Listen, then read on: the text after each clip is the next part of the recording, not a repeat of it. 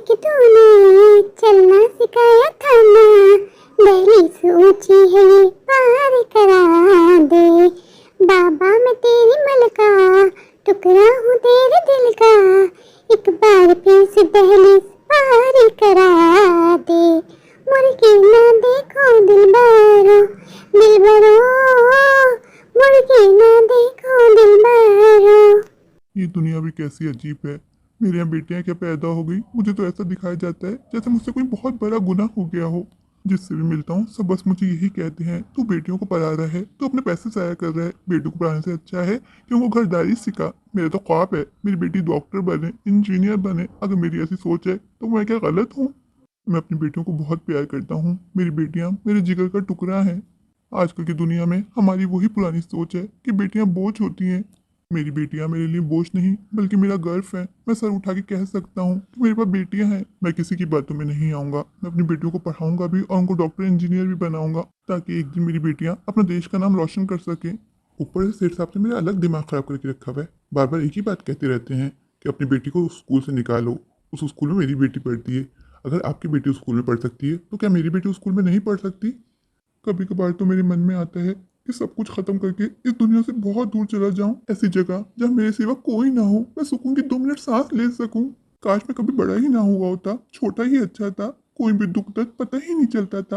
अगर कोई दर्द भी होता था तो माँ की गोद में सरक के रो लिया करता था। माँ की गोद में सरक के सारी टेंशनें भूल जाया करता था। माँ तो मुझे छोड़ के क्यों चली गई माँ? सेठ साहब मुझसे क्या गलती हो गई है? आप मुझे मेरी गलती भी नहीं बता रहे, बस कह दिया कि काम छोड़ के चले जाओ। आप मुझे काम से क्यों निकाल रहे हैं? मुझे वजह तो बताइए। तो अपना काम ईमानदारी से करता हूँ। जब किसी को फांसी दी जाती है ना, उसको फांसी देने की वजह बताई जाती है। सेठ साहब आप जानते हैं कि मैंने अपनी बच्ची का एडमिशन इंग्लिश मीडियम स्कूल में करवाया। उसकी कितनी फीस है, बिजली का बिल, घर के बाकी खर्चे मैं कैसे पूरे करूंगा? यही तुम्हारी सबसे बड़ी गलती है कि तुमने अपनी बच्ची को मेरे बच्ची के स्कूल में एडमिशन करवाया। एक बार भी नहीं सोचा कि मैं इस गांव का सेठ हूँ और तुम मेरे नौकर हो। तुम्हें शर्म नहीं आती?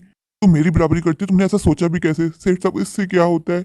मेरी बच्ची को मुझे अच्छी तालीम देनी है, उसको डॉक्टर बनाना है। आप जानते हैं इस गांव में एक वही वाहिद स्कूल है जो अच्छी तालीम देता है, तो मैंने अपनी बच्ची को करवा दिया। मैं कौन सा आपसे पैसे मांग रहा हूँ? मैं तो अपने खर्चे पे अपनी बच्ची का एडमिशन करवाया है ना सेठ साहब। मेरी बच्ची के अलावा स्कूल में कितने बच्चे पढ़ते हैं सेठ साहब? अगर मेरी बच्ची ने पढ़ लिया तो कौन सा जुर्म कर दिया? मेरी बच्ची को ये बात बर्दाश्त नहीं हो रही कि एक सेठ की बेटी और एक नौकर की बेटी एक ही क्लास में पढ़ रही है, तो इसलिए मैं तुम्हें जॉब से निकाल दिया। अब तुम्हें जॉब से निकाल दिया तो तुम बच्ची को स्कूल में पढ़वा नहीं पाओगे। और पहले अपनी औकात देखो, अपनी औकात के हिसाब से अपनी बच्ची का एडमिशन करवाओ। कैसी बातें कर रहे हैं सेठ साहब? मैं कौन सा इनसे पैसे मांग रहा हूँ? जो मुझे सैलरी देते मैं उसमें से ही अपनी बच्ची की फीस दूंगा ना। इन्होंने मुझे अचानक जॉब से निकाल दिया। 2 दिन के बाद मुझे मीना की मंथली फीस जमा करवानी थी। अब मैं कहाँ से करवाऊंगा? बिजली का बिल मेरे सर पे है। मुझे जल्द से जल्द कोई काम ढूंढना होगा। अभी जाके मैं ये बात रज्जो को नहीं बताऊंगा। अगर रज्जो को बताऊंगा तो वो मुझ पे गुस्सा करेगी। वो वैसे नहीं चाहती थी कि मीना स्कूल जाए, तालीम हासिल करे। वो चाहती है और बच्चों की तरह वो भी घर में रहे। पर मेरी ख्वाहिश है कि मेरी बच्ची पढ़े लिखे डॉक्टर बने। इसी वजह से मैंने उससे लड़ाई झगड़ा करके अपनी बेटी मीना को स्कूल में एडमिशन करवाया। घर तो आ गया हूँ। आज फिलहाल ये बात छुपाता हूँ, फिर बाकी देखा जाएगा बाद में क्या होता है। सेठ साहब क्या मुझे अच्छी सैलरी पे जॉब मिल गई थी तो मैंने बड़ा घर किराए पे ले लिया। अब इस बड़े घर का किराया मैं कैसे अदा करूंगा? ऐसा लगता है वापस छोटे घर में शिफ्ट होना पड़ेगा। सेठ साहब से तो ऊपर वाला पूछेगा भला ऐसा कौन करता है कि मुझे जॉब से निकाल दिया। मेरी खता ही क्या थी कि मैंने अपनी बच्ची का एडमिशन उनकी बच्ची के स्कूल में करवा दिया। इन बड़े स्कूलों में हमारे बच्चों को पढ़ने का कोई हक नहीं है। हमारे बच्चों को कोई हक नहीं है कि वो अच्छे स्कूल से तालीम हासिल करें। सेठ साहब को इंसल्ट फील हो रही है कि मेरी बच्ची उस स्कूल में जा रही है। उन्होंने मुझे जॉब से निकाल दिया। वो जानते हैं कि जब मेरे पास काम ही नहीं होगा तो मुझे खुद ब खुद अपनी बच्ची स्कूल से निकलवानी पड़ेगी।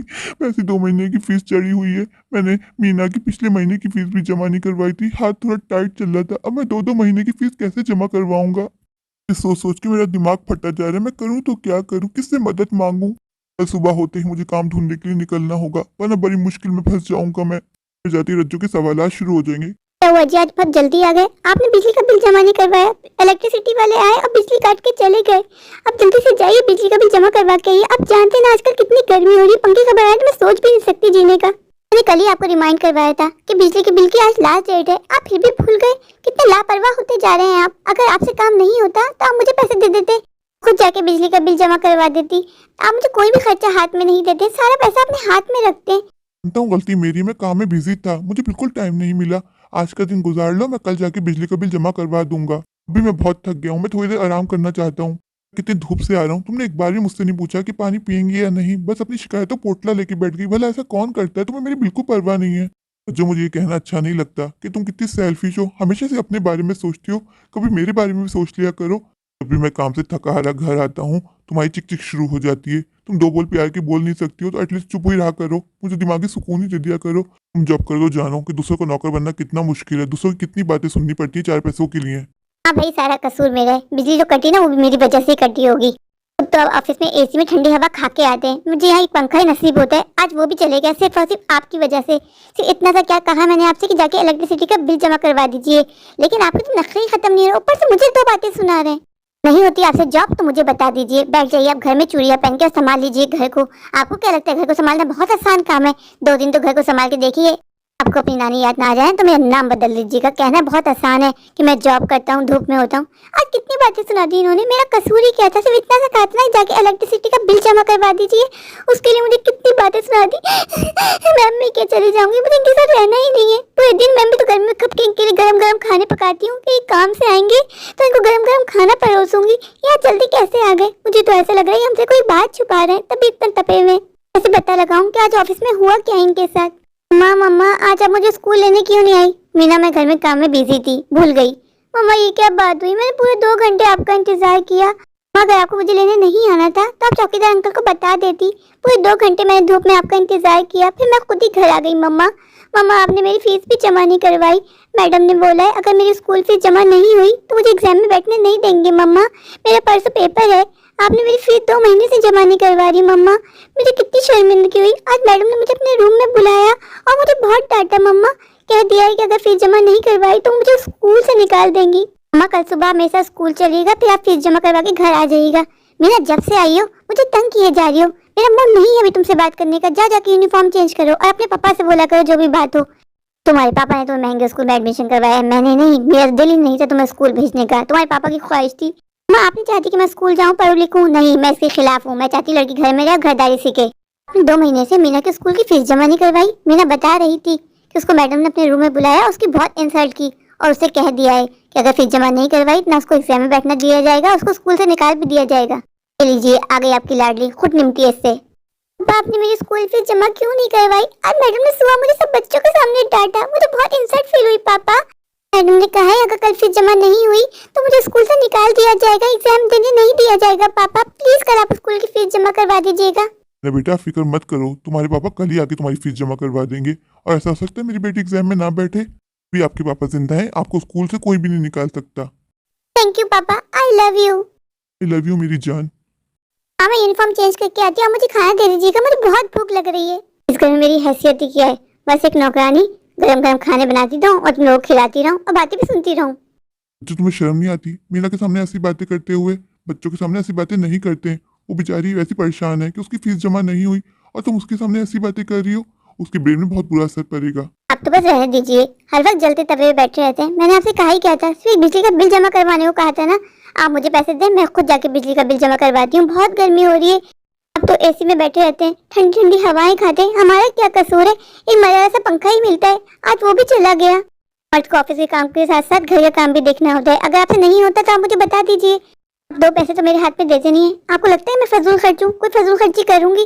कितने टाइम से आपने मुझे कोई शॉपिंग नहीं करवाई। मैंने आपसे शिकायत की नहीं की ना, क्योंकि मैं जानती हूँ कि आपके पास दिल ही नहीं है। आप कंजूस हैं कंजूस। लेकिन एटलीस्ट आप घर की जरूरत तो पूरी कीजिए। अपनी बेटी को करवा दे एक महंगे स्कूल में, उसकी फीस तो अफोर्ड कर नहीं पा रहे। रजो ऐसी बात नहीं है, तुम्हें लगता है मैं कंजूस हूँ? क्या ख्वाहिश तुम्हारी अभी तक मैंने पूरी नहीं की? जो कहती हो फौरन पूरी कर देता हूँ। कभी कभार इंसान को दूसरे की मजबूरी भी समझनी चाहिए। सेठ साहब ने बिला वजह मुझे जॉब से निकाल दिया, मेरी कोई गलती भी नहीं थी, मुझे कोई अल्टीमेटम भी नहीं दिया, बस मुझसे कह दिया कि तुम्हारी हिम्मत कैसी हुई कि अपनी बच्ची का एडमिशन मेरी बच्ची के स्कूल में करवाया है, मैं सेठ हूँ तुम मेरे नौकर हो। बस ये कह के मुझे जॉब से निकाल दिया। अब मैं मीना की फीस कैसे जमा करवाऊँ? मेरे हाथ में तो रुपया भी नहीं है। अब ये बात मैं बच्ची को तो नहीं समझा सकता, तुम ही समझ जाओ। मैंने सेठ साहब से बहुत मिन्नतें की पर उन्होंने मेरी एक ना सुनी और मुझे काम से निकाल दिया। अब मैं खुद फिक्रमंद हो रहा हूँ कि बिजली का बिल कहाँ से जमा करवाऊंगा और मीना की फीस। अगर मैंने फीस जमा नहीं करवाया तो मेरी बच्ची को स्कूल से निकाल दिया जाएगा और मैं ये बर्दाश्त नहीं कर पाऊंगा। आपसे किसने कहा था कि अपनी लाडली का बड़े स्कूल में एडमिशन करवाए? मैंने कितना कहा था कि लोकल पे स्कूल है उसमें एडमिशन करवा दीजिए, लेकिन नहीं, मुझे तो अपनी बच्ची को अच्छी तालीम देनी है, बड़े स्कूल में एडमिशन करवाना है। आप भुगते जो इतना बड़ा घर आपने किराए पे ले लिया, इसका किराया भी कौन देगा? आप जानते हैं ना 50,000 रुपये किराए पे हमारा घर। अगले महीने फिर वो आके खड़े हो जाएंगे हमारे सर पे। मेरी तो समझ में नहीं आता, एक के बाद एक मुश्किल क्यों आ रही है। ऐसी क्या खता हो गई जो ऊपर वाला हमसे इतना नाराज है। एक के बाद एक आजमाइश हमारी आई जा रही है, एक मुसीबत से निकलते नहीं है, दूसरी मुसीबत पहले से आके खड़ी हो जाती है। क्या करेंगे हम, मेरे तो कुछ समझ में नहीं आ रहा। आपकी दीदी का फोन आया था, वो भी कल आ रही है, कैसे खिलाएंगे उनको। तुम परेशान नहीं हो रज्जो, मैं कुछ करता हूँ और आने वाला अपने साथ अपना रिस्क खुद लेके आता है। फिलहाल ऐसा करो, जो मेरी गोल्ड की रिंग है तुम्हारे पास वो मुझे ला के दो, मैं उसको सेल करके आता हूँ। एटलीस्ट मीना की फीस तो जमा करवाऊँ। मुझे सेठ साहब को दिखाना है कि उन्होंने मुझे काम से निकाल दिया, फिर भी मेरी बच्ची उसी स्कूल में पढ़ रही है। आप सेठ साहब के टसल में अपना ही नुकसान करें, अभी भी कुछ नहीं बिगड़ा। मेरी बात मानिए, मीना का एडमिशन गली के लुक्कर वाले स्कूल में करवा दीजिए, काफी पैसा बच जाएगा। आपको तो सिर्फ मीना को पढ़ाना है ना, मीना तो ऐसे स्कूल से ही पढ़ लेगी, क्यों इतने पैसे फूक रहे हैं मीना के ऊपर। तो वैसी लड़की है, पढ़ाया धन है, कल किसी और के घर चले जाना है उसको, आपके कौन से काम आना है मीना को। आप दिमाग से सोचिए, अभी आपके पास कोई काम नहीं है, कितनी जल्दी जल्दी महीना आ जाता है। कैसे देंगे मीना के स्कूल की फीस? 12,000 रुपए महीना है। हो सकता है जब आप मीना को बड़े स्कूल से हटा दें तो सेठ साहब को ये बात पता चले, सेठ साहब आपको वापस काम पे रख लें, तो हमारा तो हर तरीके से फायदा ही फायदा है। क्यों जिद पकड़ी है आपने?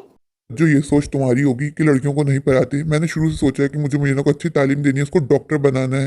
मीना उसी स्कूल में रह के तालीम हासिल करेगी। अब ये मेरी जिद बन गई है, चाहे मुझे दिन रात एक क्यों ना करना पड़े, पर मीना को मैं वहां से नहीं निकालने वाला। मैं आपको जितना भी समझाऊं, आपकी भलाई की बात ही क्यों ना हो, आप कभी मेरी बात नहीं समझते।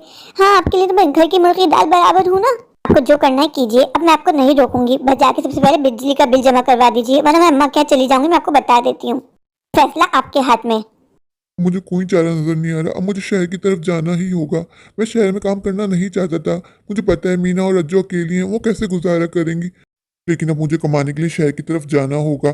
सेठ साहब ने मुझे काम से निकाल दिया, मुझे अपनी मीना को उसी स्कूल में पढ़ाना है। सेठ साहब को दिखाना है कि हम गरीब जरूर है, लेकिन हमारे बच्चों का भी हक है अच्छे स्कूल में पढ़ने का, अच्छे स्कूल में तालीम हासिल करने का। लेकिन सबसे पहले मुझे बिजली के बिल का कुछ करना होगा। मीना की स्कूल की फीस तो जमा हो जाएगी। वो रामू सब ठीक तो है ना? बहुत परेशान नजर आ रहा है। पर परेशान तो बहुत हूँ। सेठ साहब ने अचानक मेरे पैरों के नीचे से जमीन खींच ली, क्यों, ऐसा क्या हुआ? सेठ साहब ने बिला वजह मुझे जॉब से निकाल दिया, वजह भी नहीं बताई। मुझे बिजली का बिल जमा करवाना है, मीना के स्कूल की फीस जमा करवानी है। मैं करूँ तो क्या करूँ, मेरी कुछ समझ में नहीं आ रहा। रामू, कब से मैं तुझसे कह रहा था कि दोनों मिलकर शहर चलते हैं, वहाँ कुछ कमाई करते हैं, लेकिन तूने मेरी एक ना मानी। मैंने कहा था इन अमीरों पे कभी भरोसा नहीं करना, ये बहुत मतलबी लोग होते हैं। जब तक इनका अपना मतलब होता है, काम करवाते हैं, फिर हमें टिश्यू पेपर समझ के फेंक देते हैं। ज़्यादा परेशान ना हो, मैं चलता हूँ, मुझे काम पे जाना है। क्या करूं, मेरी कुछ समझ में नहीं आ रहा। इस तरह तो मैं पागल हो जाऊंगा सोच सोच के। सबसे पहले मुझे बिजली का बिल जमा करवाना है, और रज्जू घर छोड़ के चली जाएगी। अगर रज्जू ही घर छोड़ के चली गई तो मैं क्या करूंगा? मेरी तो जिंदगी रज्जू और मीना ही है। सेठ साहब, आपने मेरे साथ अच्छा नहीं किया। सेठ साहब, मेरे पास शहर जाने के अलावा कोई चारा नहीं बचता। मुझे शहर जाने की तैयारी करनी होगी। माँ कहती है मेहनत करने वालों की कभी हार नहीं होती, और मैं तो कभी मेहनत करने से नहीं घबराता। बस अब मुझे शहर जाने की तैयारी करनी होगी, जल्द से जल्द काम ढूंढना होगा। जैसे ही मुझे काम मिल जाएगा, मुझे यकीन है कि मेरी तमाम मुसीबतें परेशानियां दूर हो जाएंगी। बस कुछ दिनों की परेशानी है, ये भी हल हो ही जानी है। कहते हैं ना, रात कितनी ही लंबी क्यों ना हो, सवेरा ज़रूर होता है। मुझे उस सुबह का इंतज़ार है। सेठ साहब ने हमेशा मुझसे गधों की तरह काम करवाया, दिन रात मुझसे मेहनत करवाई, और एक ही झटके में मुझे निकाल फेंका। लेकिन कोई बात नहीं, मैं फिर से मेहनत करूंगा, फिर से अपने पाँव पे खड़ा होऊंगा और सब कुछ हासिल करके रहूंगा। अपनी बच्ची का फ्यूचर संवारना है, उसके लिए मुझे जितनी मेहनत करनी पड़ेगी मैं करूंगा। तो एक जीवन है, जीवन गुजारने में कठिनाइयां तो आती हैं, बस उन कठिनाइयों को पार करना होता है। जीवन इसी का नाम है, जीना यहाँ मरना यहाँ, इसके सिवा जाना कहाँ। हार तो मैं किसी कीमत पे नहीं मानूंगा। अब मेरी जिद बन गई है, मुझे सेठ साहब को सब कुछ करके दिखाना है। उनको दिखाना है कि मैं आपका मोहताज नहीं हूँ, देने वाली इज्जत ऊपर वाले की है। अगर उसने मेरे नसीब में जो लिखा है वो तो मुझे मिलके रहेगा। दुनिया में हम आए हैं तो जीना ही पड़ेगा, जीवन है अगर जहर तो पीना ही पड़ेगा, पीना ही पड़ेगा। मेरे प्यारे प्यारे व्यूवर्स, अगर आपको मेरी आज की ये स्टोरी अच्छी लगे तो प्लीज़ मेरे चैनल को लाइक कीजिए, अपने दोस्तों के साथ शेयर कीजिए, और हाँ, मेरे चैनल को सब्सक्राइब करना बिल्कुल मत भूलिए। तो अभी जाइए, जाकर मेरे चैनल को सब्सक्राइब कर दीजिए, मुझे प्यार दीजिए, मुझे सपोर्ट कीजिए। Thank you.